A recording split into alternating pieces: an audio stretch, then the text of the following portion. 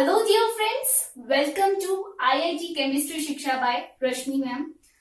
तो आज जो हम सीखेंगे how to find the number of chiral centres in a molecule, कि किसी भी मॉलिक्यूल में कितने कायरल सेंटर्स होते हैं उसको हम कैसे कैलकुलेट करते हैं। देखो, इस बार जो जेईई मेन 2020 का क्वेश्चन जो आया था वो केमिस्ट्री इन एवरीडे लाइफ और आइसोमेरिज्म दोनों को मिक्स करके आया था। देखो, नंबर ऑफ कायरल सेंटर्स क्या है, हम आइसोमेरिज्म में सीखते हैं, पर वो हमने अप्लाई किस में करा, केमिस्ट्री इन एवरीडे लाइफ, जो हम ड्रग्स पढ़ते हैं। तो यहां से आपको आइडिया लग जाता है कि ऑर्गेनिक जो है वो हमेशा मिक्स करके आती है। तो आज हम वही सीखते हैं कि नंबर ऑफ कायरल सेंटर्स हम कैसे निकालते हैं। तो उससे भी पहले ये जानना जरूरी है कि कायरल सेंटर आखिर क्या होता है। तो देखते हैं। देखो, कायरल सेंटर को हम कायरल कार्बन या फिर स्टीरियोजेनिक सेंटर भी बोल देते हैं। ठीक है, कायरल कार्बन और स्टीरियोजेनिक सेंटर भी बोल देते हैं। और उसके लिए नेसेसरी कंडीशन क्या है? नेसेसरी कंडीशन ये है, first, carbon should be sp3 hybridized. Carbon should be sp3 hybridized. Carbon की जो हाइब्रिडाइजेशन होनी चाहिए वो क्या होनी चाहिए, sp3। ठीक है। और दूसरी कंडीशन ये है, it should be attached, it should be attached to 4 different groups.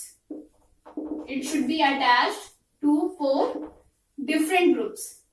कि कार्बन जो है वो 4 अलग अलग ग्रुप से अटैच्ड होना चाहिए। अब देखो, हमें पता ही है कि कार्बन क्या टेट्रावेलेंट होता है।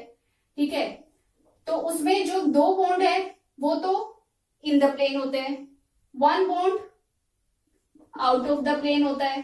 ठीक है, और 1 बॉन्ड बिलो द प्लेन होता है। ठीक है, 2 bonds in the plane, 1 bond above the plane and 1 bond below the plane. ठीक है, अगर ये चारों groups A, B, C and D, if A is not equal to B is not equal to C is not equal to D, मतलब अगर ये चारों groups अलग हैं तो इसका मतलब ये कार्बन कैसा है, कायरल कार्बन। ये कार्बन कैसा है, कायरल कार्बन, और इसको हम स्टार से डिनोट करते हैं। तो आई थिंक क्लियर है कि कायरल कार्बन होता क्या है। देखो, एक तो उसके हाइब्रिडाइजेशन sp3 होनी चाहिए और दूसरा वो 4 अलग ग्रुप से अटैच्ड होना चाहिए। तो अब देखते हैं फर्स्ट क्वेश्चन। देखो, आपके सामने मैंने मॉलिक्यूल बनाए हैं और मैंने पूछा है कि इज इट कायरल और नॉट। तो देखते हैं, इसी कार्बन को नोट करिए। अगर मॉलिक्यूल में एक भी कायरल सेंटर प्रेजेंट है तो इसका मतलब मॉलिक्यूल कायरल है। अगर मैं इस कार्बन को नोटिस करूं तो उसकी इस साइड, लेफ्ट साइड, एक अलग ग्रुप है, right, this is group A. इसकी राइट साइड एक अलग ग्रुप है, इसको हम कह सकते हैं ग्रुप बी। इसके नीचे एक अलग ग्रुप है, दैट इज ग्रुप सी, और इसके साथ एक 4th ग्रुप अटैच्ड है, दैट इज हाइड्रोजन, जिसको हम कह सकते हैं डी। और चारों के चारों ग्रुप क्या हैं, अलग है। A is not equal to B is not equal to C is not equal to D। तो इसका मतलब ये कार्बन कैसा कार्बन है, कायरल कार्बन। तो इसका मतलब मॉलिक्यूल भी कैसा है, कायरल मॉलिक्यूल। क्लियर। और इसके साथ साथ कार्बन, देखो ये कार्बन जो है 2 हाइड्रोजन से अटैच्ड है, तो 2 ग्रुप्स तो सेम नहीं है। ठीक है, और 2 ग्रुप्स सेम है, 2 ग्रुप सेम है और 2 ग्रुप्स अलग है, तो इसका मतलब ये कायरल नहीं हो सकता। इसके साथ वाले के भी यही है कि 2 तो हाइड्रोजन ही है, 2 सेम है, तो ये कायरल नहीं हो सकता। अब उसके बाद देखते हैं ये सेकंड क्वेश्चन। 3,4 डाइब्रोमो 2 पेंटेनॉल में हमें नंबर ऑफ कायरल सेंटर्स निकालना है, इसमें कितने कायरल सेंटर्स हैं। तो देखते हैं, पहले तो इसका स्ट्रक्चर ड्रॉ करते हैं। पेंट मतलब 5 कार्बन, 3, 4, 5।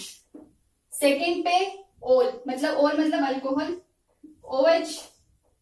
3,4 डाइब्रोमो, थर्ड पे और फोर्थ पे क्या लगा हुआ है, ब्रोमो ग्रुप लगा हुआ है। ठीक है, अब इसकी बाकी हम वैलेंसी कंप्लीट कर लेते हैं। CH3,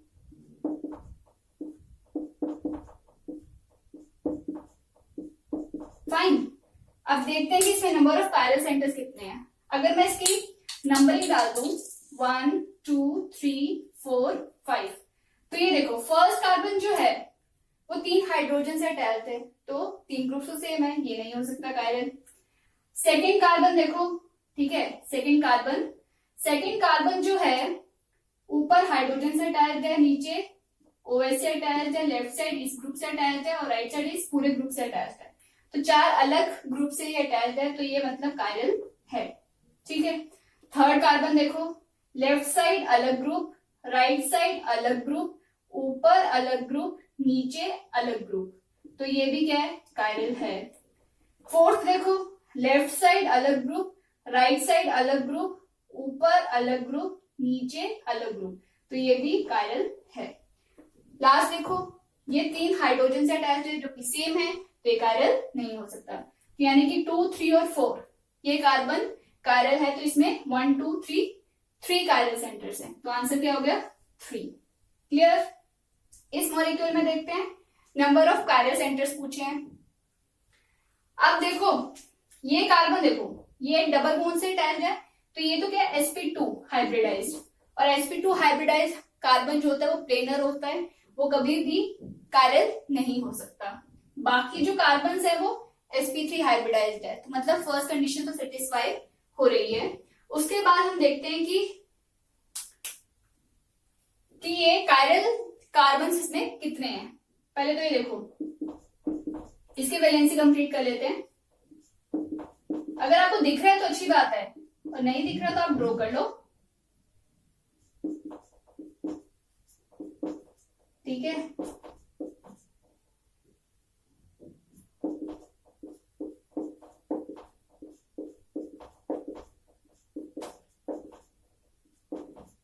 मैं कार्बन की चारों वैलेंसी के कंप्लीट कर रही हूं, ठीक है।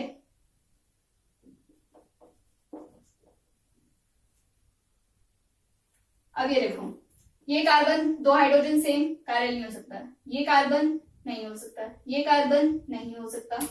इस कार्बन को नोटिस करो, ये इस साइड एक अलग ग्रुप से अटैच्ड है, ठीक है, राइट साइड एक अलग ग्रुप से अटैच्ड है, ऊपर एक अलग ग्रुप से अटैच्ड है और नीचे भी एक अलग ग्रुप से अटैच्ड है, तो यानी कि ये कार्बन कैसा है, कायरल कार्बन, राइट। अभी ऊपर वाले का देखो, इसके ऊपर एक अलग ग्रुप है, लेफ्ट साइड एक अलग ग्रुप है, राइट साइड एक अलग ग्रुप है और नीचे एक अलग ग्रुप है, तो ये भी कैसा हो गया, कायरल। ये नहीं हो सकता, ये नहीं हो सकता।